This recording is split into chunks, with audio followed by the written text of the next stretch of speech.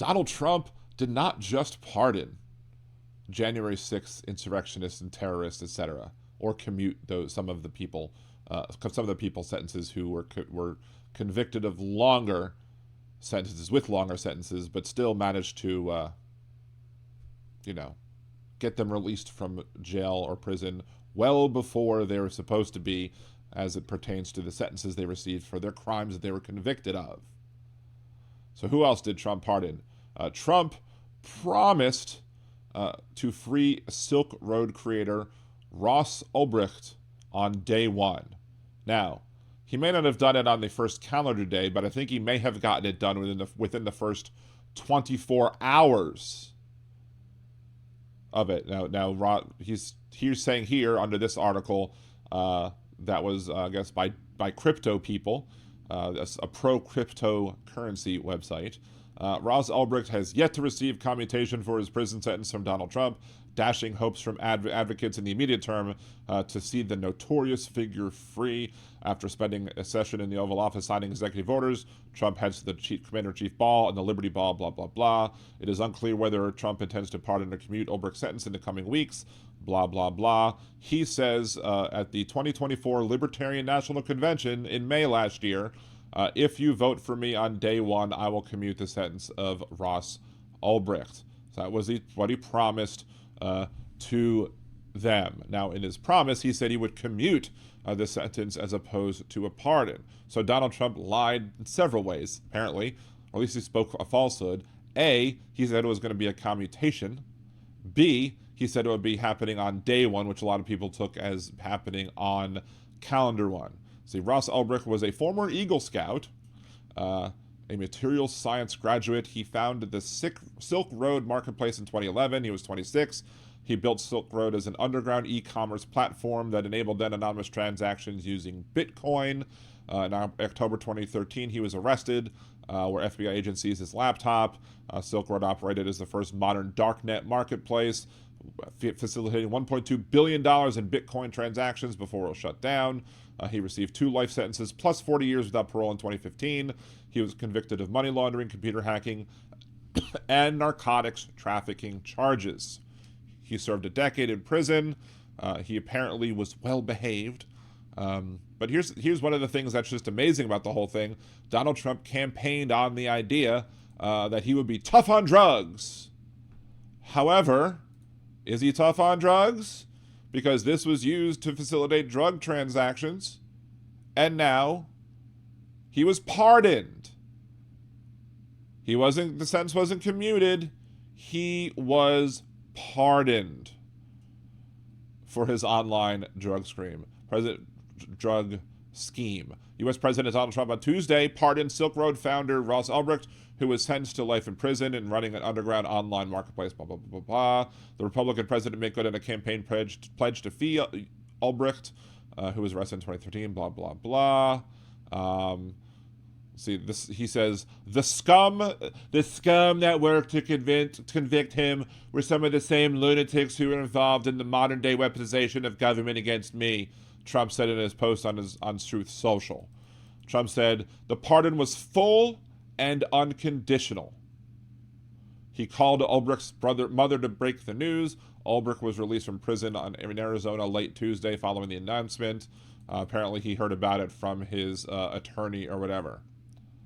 So, again, Donald Trump, with one of the other issues that we've talked about, when it comes to TikTok, he first said it was a threat to national security. He never came out and said, I was wrong, it's not a threat to national security, but then he said he would save TikTok, which means he's willing to put our national security, behind his own political aspirations. Not something that we're all surprised about, but it is what it is.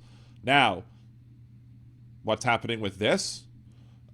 Donald Trump has made a big deal about fentanyl. Republicans are, fentanyl's crossing the border. Fentanyl this. Drugs are a huge problem in this country. Joe Biden is so horrible because he arrested so many people coming into this country with narcotics and fentanyl.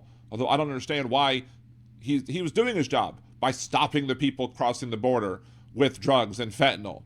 So he was doing the right thing by stopping them.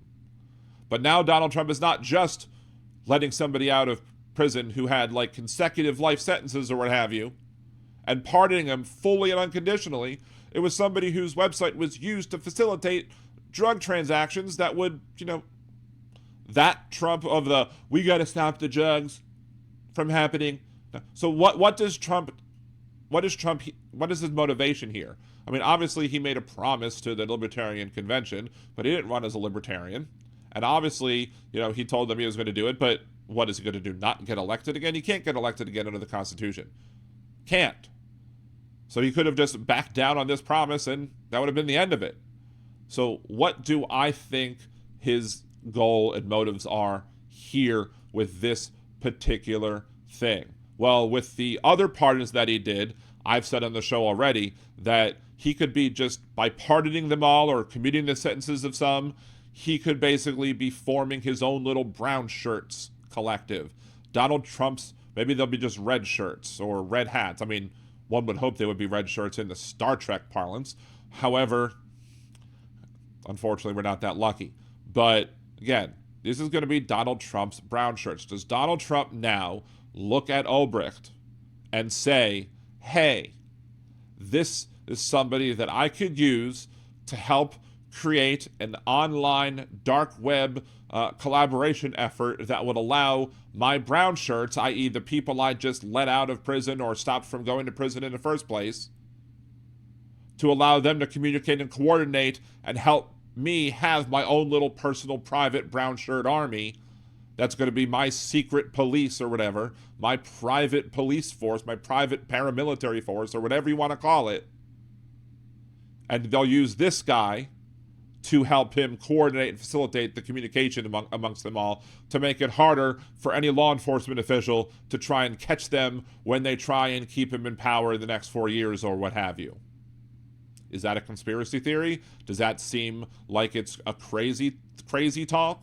Or does that just seem so plausible that it might actually just very well be what he's doing here? Because I don't trust him, and you shouldn't either. And I don't trust Donald Trump's motives on any of this stuff. And you put those pieces together. And this is the problem, of course, with Facebook fact checkers, to go all meta on this whole thing and even bring other videos that I've brought up. If I were to say this on Facebook, if I were to say that Donald Trump pardoned this guy, and the reason I think he pardoned this guy would be to create some sort of online dark web type situation that his brown shirts that he's released from prison can use to communicate with each other and to coordinate to help him do the things that he, quote, can't do as president, even though he now has unconditional and full immunity because you can't subpoena any of his communications because they're all considered privileged. So how can you be convicted if they can't actually see what you're talking about? That being said, he might very well think, oh, well, let's make this little underground brown shirt organization and let's use Ross Ulbricht's technical abilities to be able to facilitate their coordination and make it happen. Is it probable? I don't know. Is it plausible? I think so. What do you think? Leave your comments down below. Remember to like the video, subscribe to the channel, share it with your friends, and unless you're a Nazi, have a good day.